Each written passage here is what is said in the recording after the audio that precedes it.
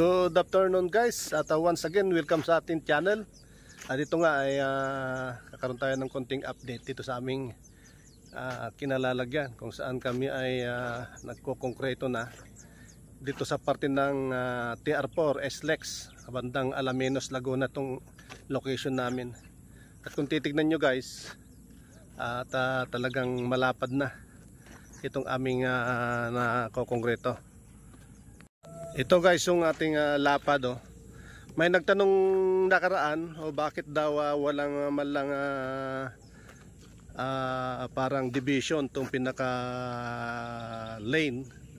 At ang ano nga rito guys is papatungan pa ito ng barrier. Barrier guys ang nakaprogram nilalagay dito, magiging separation ng northbound at southbound.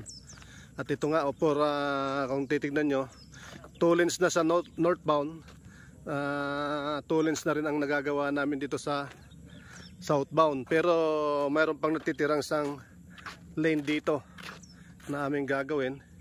So ibig sabihin 6 lanes to Kapandoy, 6 lanes, isang 3 lanes papunta at 3 lanes northbound, 3 lanes southbound. At ito nga busy yung mga Kapandoy natin dito for prepare para sa susunod pang pustahan bukas. Ito guys yung aming mga kung titignan natin, pati yung cutting talagang pulido ang pagkakating. So kung titignan natin talagang maganda yung riding surface nya. Talagang ma-enjoy mo yung pagpapatakbo ito. At ito nga ay mula doon sa Santo Tomas, Batangas, at babagtas dito sa Santo Tomas, dito sa Laguna, at ito'y direksyon ng Lucena, Quezon, mga Kapandoy. So watch lang mga Kapandoy, at sa susunod bibigyan ko pa kayo ng update.